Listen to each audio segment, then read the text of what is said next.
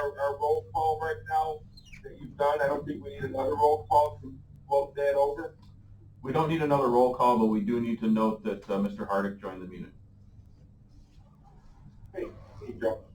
Okay, so what I'd like to do is go right into it. We'll start out with the chairman's report, the reading of the minutes. I need a motion to accept the minutes. So moved. Tina? Thank you, Tina. Second? Luella?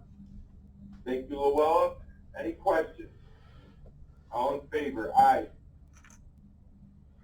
Aye. Aye. Aye. Okay. Future committee meetings. Administration. We need an audit and finance. We know that for July. What else there, Rick or Brian? There may be a need to add a legal committee meeting, but we won't know that for a couple weeks. Okay. Very good. And the next board meeting date is? July 24th. Very good. Okay, sounds good. Executive Vice President reports, Mr. Schultz. Thank you, Mr. Chairman. This is a report compiled by myself, Rick Lee, and Chris Tuff. And on behalf of the three of us, I would like to echo Christine's compliments of the finance staff, the accounting staff. Just an amazing job. And when you consider the amount of work hours that this audit takes, and it's normally done in a conference room here with people shuffling in and out, able to talk to each other and communicate back and forth, and now it has to be done through, go-to meetings and faxes and picking up boxes and boxes of stuff to be transferred to the auditors and brought back. It was just an incredible task and a great job.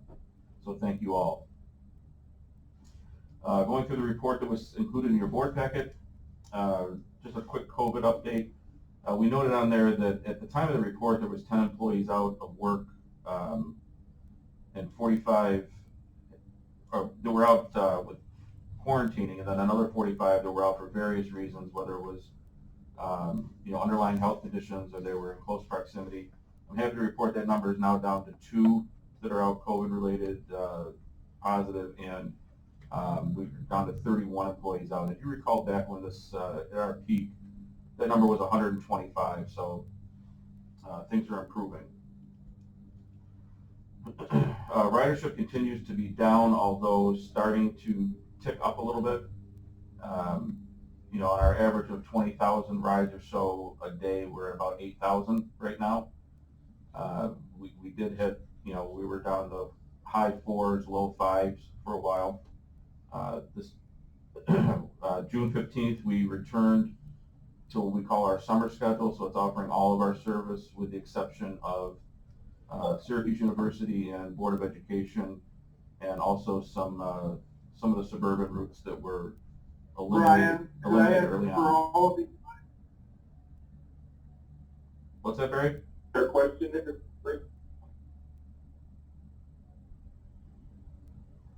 anybody have a question? Someone trying to butt in there? Barry, did you have a question? Go ahead. That's something that it looks like he's talking, but he's muted. If you're talking, Barry, we cannot hear you. I can see your mouth moving.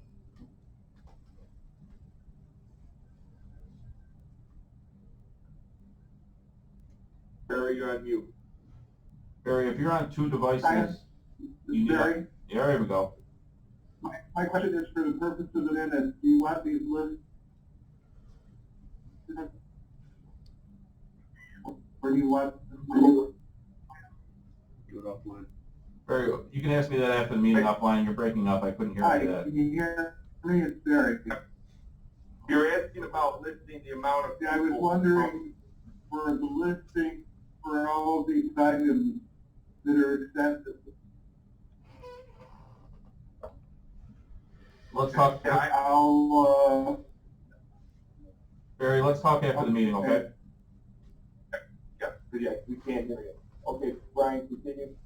Thank you. So as I was saying, on June 15th, we went back to our regular schedule. We still have not brought back a couple of the suburban routes in Syracuse that are that were eliminated at the beginning of the COVID outbreak. On June 8th, we asked all managerial staff to return to work, and then on June 15th, all salaried staff came back to the building. As you're aware, there have been numerous protests in the Syracuse area, actually happening daily. We have not experienced any disruption of service because of these protests, and we have on a couple of occasions been requested from law enforcement to provide a bus to transport police to the protest sites. We entered into agreement with the city of Watertown to loan them a bus. They have a bus on order, but it was delayed. Production was delayed due to the coronavirus outbreak. This could go on for as long as 12 months. It will be a reserved bus for them, so it's likely to not see a lot of usage. They just needed to have it there in case. And that's all I have, unless anyone has any questions. Okay. Any other certain guidance coming down, Brian, that's changing daily? Guidance as far as Any safety precautions, et cetera? we implemented a return to work protocol. So all employees entering any of our facility are greeted with, in most properties, an iPad where they have to answer a series of questions. It's 3 questions to determine whether or not they have been exposed, and then have their temperature taken. And this is guidance that we got from New York State. We developed a compliance memo to have all employees sign. So any employee entering the building has a temperature check and a questionnaire to answer. If they answer yes to any of the questions, they provide their phone number, leave the building, and a member from HR calls them to determine if they need to quarantine. Very good. Any other questions by the board for Brian on any of those matters? Okay. Moving on. We had as we all know, we were on this line with our very involved audit and finance committee report. We will not go into it in detail, but I will move this along. The committee recommended that we move our audited statements and related reports that were presented by our outside auditors. What an outstanding job that Chris and her team did for this year's audit. My biggest thing always is that we're getting the numbers, the real numbers. I think that's really important to this organization. With that being said, I need a motion to move this. So moved, Darlene. Thank you, Darlene. A second.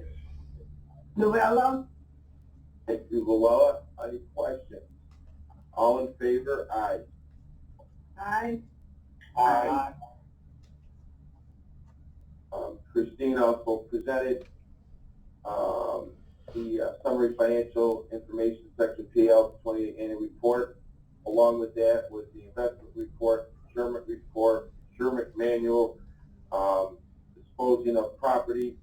So I'm going to take all of those, bring those together as we did. The committee made a recommendation to move to the full board of approval. I need a motion for all of those that I just mentioned, please. So moved. Tina? Second, Darlene. Second, Darlene. Any questions? All in favor? Aye. Aye. Aye. Aye. John Maloff presented our ITC insurance renewals. Basically, they're up about 8%, with travelers was the lowest cost. We're going from 88 to about 96 odd. The committee made a motion to bring it to the full board for approval. I need a motion, please. So moved, Darlene. Second, Tina. Second would be Tina. Any questions? All in favor? Aye. Aye. Aye. Resolution 3B, standard operating procedure here, our annual subsidy payments. Motion was made to bring it to the full board for approval. I need a motion, please. So moved, Darlene. Well, thank you. Second, Darlene. Any questions? All in favor? Aye. Aye. Aye. Aye. DJ, on resolution 3C, gave us a presentation on the four replaced supervisory vehicles, under New York State contract, not to exceed $200,000. Motion was made to bring it to the full board for approval. I would take the motion, please, for resolution 3C. So moved, Tina. Darlene, second. Thank you. Second, any questions? All in favor? Aye. Aye. Okay, resolution 3D, Caitlin educated us a little bit on the Microsoft licensing. It's a 3-year term of 114,000 odd. We're going to be doing this through Dell. Motion was made to bring it to the full board for approval. I need a motion, please. So moved, Darlene. Second, Tina.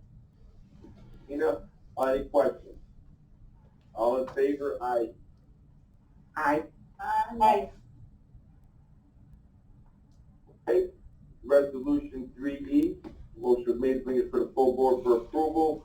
Steve Cagle, it gave us a little information on the credit for bus services that were not rendered under our contractual agreement, basically because of this COVID, where there was a potential loss of revenue of $400,000.